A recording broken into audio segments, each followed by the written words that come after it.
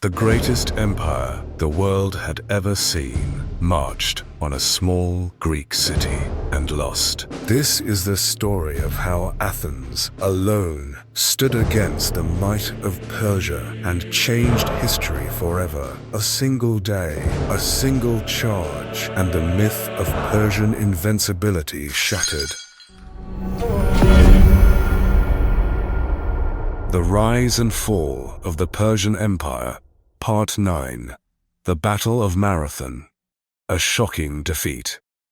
Chapter 1. Persia comes for Athens. In 490th century BC, King Darius sent a message, not in words, but in warships. After the Ionian revolt, Persia sought revenge. Athens in Eretria had dared to defy the King of Kings. Now, they would pay. Darius deployed a powerful force across the Aegean Sea. It sacked Eretria, burned it to the ground, its citizens enslaved, its defiance punished. Then the Persian armada set its sights on Marathon, a stretch of land east of Athens, flat, open, and perfect for Persian cavalry. A quiet place to begin the destruction of a democracy. The Athenians knew they were next. Chapter 2. Athens stands alone. The people of Athens turned to their neighbors. Sparta refused to march until the moon was full. Only Plataea, a tiny city-state, answered the call. Together, they stood 11,000 strong. Against an army more than double their size. They were not professional soldiers. They were farmers, craftsmen, philosophers, but each one a citizen. Each one willing to die for his land. They could have waited behind city walls. They could have surrendered.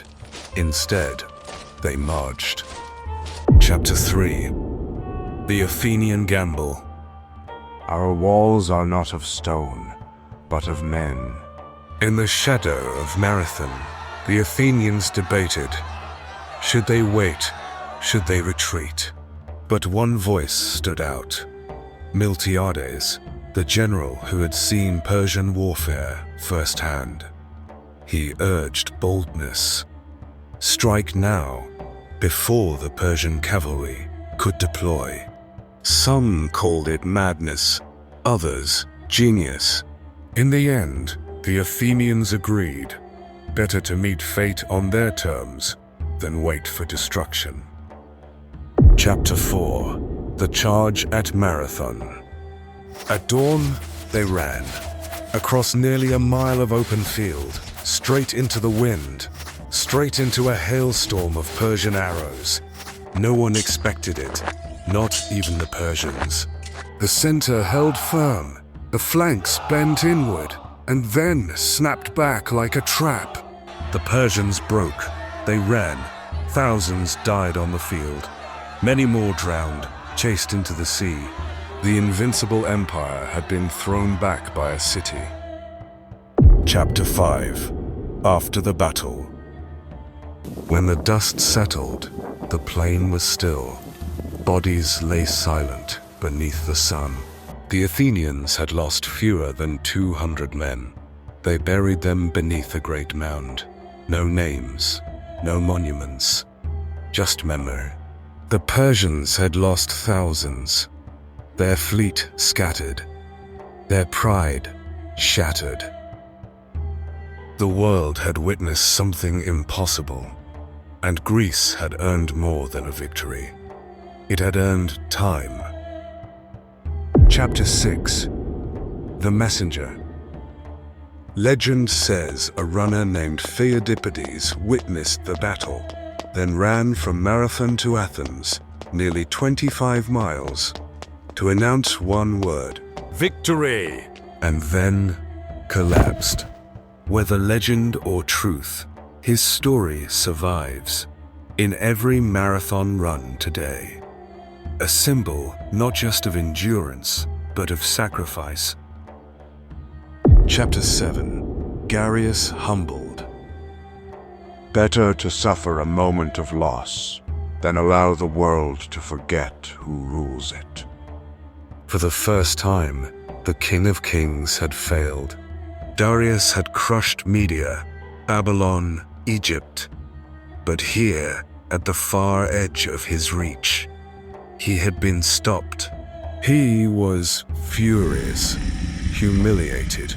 This was not just a loss. It was a stain on Persian honor.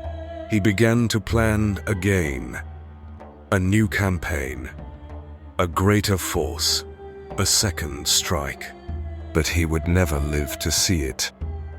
Chapter 8. A sun rises. In 486 BCE, Darius the Great died. He left behind an empire that stretched from the Indus to the Aegean.